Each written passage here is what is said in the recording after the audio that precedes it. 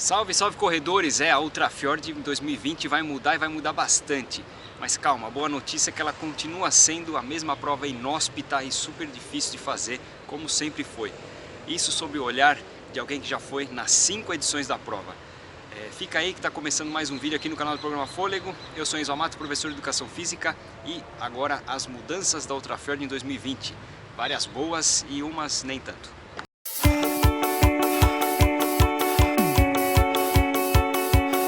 Bom, começo pela logística. A logística foi o que mais me chamou a atenção e ficou muito mais facilitada com a parceria do Hotel Rio Serrano, que é nos arredores do Parque Nacional Torres del Paine, que é a cereja do bolo dessa prova. Então, se você está fazendo uma prova nesse lugar, você tem que ficar hospedado no parque. Isso sempre foi um empecilho, porque tudo rolava na cidade de Puerto Natales, que está a 2 horas do parque. E tudo acontecia lá, entrega de kit, enfim, tudo. E aí era mais conveniente você se hospedar na cidade. Agora, com essa mudança, vai ficar muito melhor você se hospedar no parque, no Hotel Rio Serrano ou no outro hotel, que provavelmente seja o Patagonia Camp, que seja parceiro da prova também. E aí toda a logística vai ficar lá, várias largadas, várias chegadas vão acontecer nesse lugar e vai facilitar um montão de coisas. A prova vai ficar mais bem organizada por causa disso. Não só por ela ter diminuído de tamanho, você vai ver que a distância de 100 km, 160 km não tem mais. Fazendo a prova ser mais enxuta, a organização tem mais controle sobre vários aspectos e deixa a prova muito melhor organizada para você correr com mais segurança e podendo desfrutar daquilo que você foi fazer lá. Numa das provas que é a mais, na minha opinião, é a mais inóspita da América do Sul, não tem nada igual. Os europeus que participam dessa prova se encantam com ela pelo isolamento que ela tem. Você não passa por nada, você não passa por cidade, lugar nenhum. Você só vai encontrar outros corredores. Bom, outro detalhe que mudou, você viu que a distância ficou menor, né? 100 km e 160 já não tem mais, a maior distância agora são 80 km, mas calma. A parte principal da prova, a parte mais difícil dela, onde você caracteriza a Ultrafjord como uma prova inóspita, você continua passando por lá, ela continua. Então o trecho mais difícil da prova continua lá.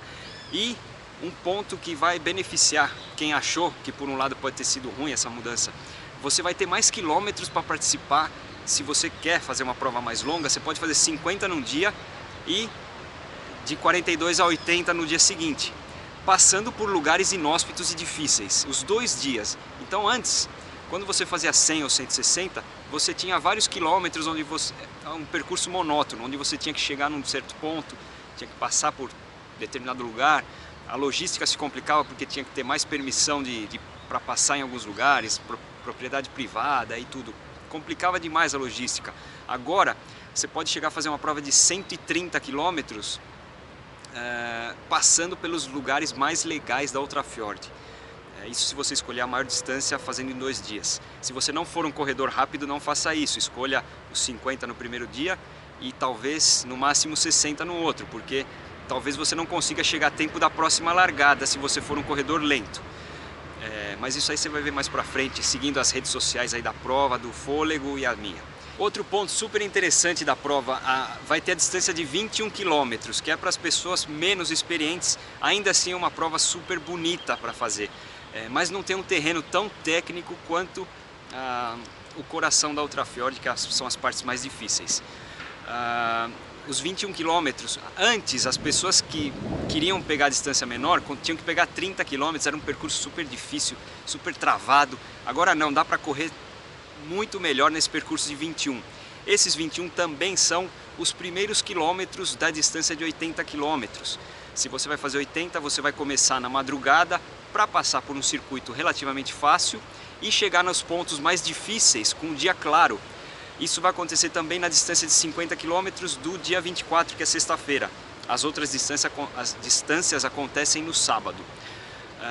Mas enfim, a segurança foi aumentada também com essas medidas. Se você largar todo mundo junto e vai para a parte mais difícil logo de cara, aumenta a segurança dos corredores, porque está um perto do outro, a organização sabe que estão todos próximos e fica mais fácil de controlar. Então, ponto positivo para essas mudanças, na minha opinião, a prova ficou mais segura e continua sendo inóspita, difícil pra caramba, com temperaturas negativas, vento e enfim. tudo que você vai buscar num perrengue na natureza, a Ultrafjord pode proporcionar, mas é para corredores experientes. Sempre foi e vai continuar sendo.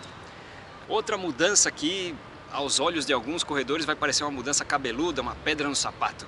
Não vai ter ponto ITRA na Ultrafjord 2020. Por quê? Por 3 motivos principais que o organizador me explicou nessa semana que eu falei com ele. Primeiro deles, o corredor que vai buscar ponto ITRA numa prova está preocupado com outra prova e não com aquela que ele está correndo. Então, para a Ultrafjord, esse corredor é um corredor problema. É certo que não são todos, mas a Ultrafjord não quer esse tipo de corredor na prova do ano que vem. Ela quer pessoas que estão preparadas para fazer aquela prova, e aquela é a prova principal do cara no ano. E tem que ir com esse cuidado. Essa prova é muito difícil, é muito arriscada. Qualquer equívoco, qualquer vacilo, qualquer bobeada, ela acaba com a sua vida e de todo mundo que você deixa para trás. Então esse é o primeiro motivo. Se esse primeiro motivo não te convenceu, vai o segundo.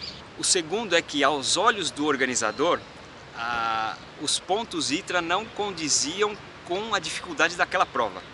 Então, a localização geográfica, o clima, a temperatura, tudo isso incrementa a dificuldade dessa prova. E não só, você não pode avaliar só a altimetria, só a quilometragem ou o tempo do primeiro colocado. Enfim, o tempo do primeiro colocado é um bom sinal de que a Ultrafjord é uma prova difícil. Porque foram os corredores top do mundo, já correram essa prova e são tempos super altos. Mas enfim, aos olhos do organizador, isso não era condizente com a dificuldade da prova, então também não foi interessante para ele.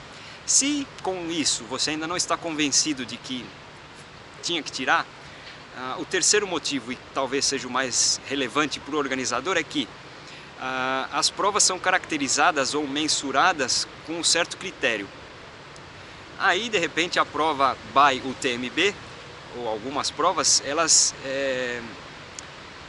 beneficiam alguns outros critérios, ou esses mesmos critérios têm um outro peso. E isso o organizador achou um pouco desonesto, e ele achou que em 2020 ele não precisa dar os pontos ITRA, não é isso que vai fazer diferença na prova. Então, como eu nunca dei muita bola para ponto, para mim não faz a menor diferença, mas para alguns corredores eu sei que vai fazer, não sei se é seu caso, mas enfim, cada um é cada um. Outra mudança importante que aconteceu é que ela sempre acontecia no começo de abril, né? Agora ela passou para o final de abril e é provável que em 2021 talvez ela passe até para o começo de maio, ainda não se sabe. Mas é pelo seguinte motivo, a gente sempre fez essa prova, a gente não, né? A gente sempre correu no começo de abril, porque abril é o mês com menos vento. Lá no sul da Patagônia, o que influencia demais na temperatura é o vento. Se está pouco vento é melhor, você sente que está mais confortável do que com muito vento. No verão é a época que tem mais vento lá embaixo, lá na Patagônia. Não existe calor por ali. Então a prova sempre foi feita em abril, porque é o mês historicamente, estatisticamente, com menos vento. Porém, ainda abril, a gente estava ainda na rabeta de época de chuva. Então por isso que ele tentou estender um pouco mais, porque ainda no fim de abril ainda é uma época com pouco vento, e um pouco mais afastado das chuvas. Então pode ser que a condição climática seja mais favorável ainda para os corredores. Se você acompanhou a edição de 2019, você soube que as distâncias tiveram que ser encurtadas para uma prova de 34 por causa do mau tempo, e realmente ali não dá para arriscar.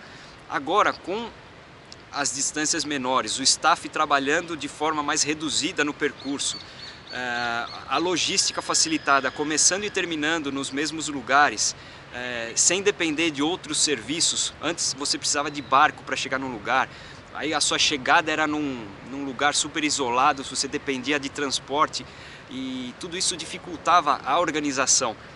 Agora vai ficar muito mais fácil, a prova vai ficar muito mais organizada aos olhos dos corredores. Isso vai ser muito nítido.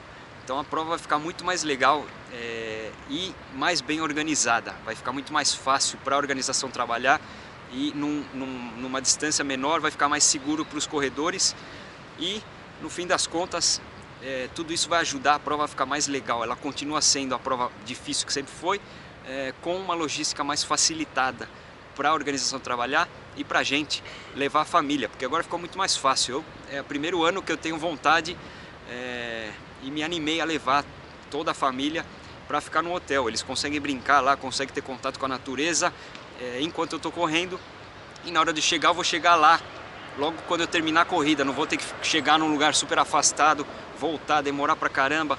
Você acaba ficando 2 dias longe de quem foi com você. Bom, acho que em resumo essas são as principais mudanças. E se você tiver alguma dúvida, alguma pergunta, deixa aqui, escreve, o organizador vai poder ler essas perguntas, eu vou mandar para ele também conforme elas vão chegando, e vai ser super interessante saber a sua opinião, o que você achou da prova. Se achou que ela ficou curta, faça os 50 no primeiro dia, vai ser um percurso demais, super inóspito. Faz os 80 no dia seguinte, você vai somar 130. Se você não é tão rápido, porque aí não vai dar tempo de você largar nos 80. Faça os 50 no primeiro dia e 60 no outro dia, você vai somar 110, um percurso super legal e diferente. Ou faça 90, 50 mais 42, ainda assim fica muito legal. Só não pode fazer 50 e 21 no dia seguinte. Quem vai fazer 21 é só 21, não pode misturar as duas. Isso também vai ficar muito legal.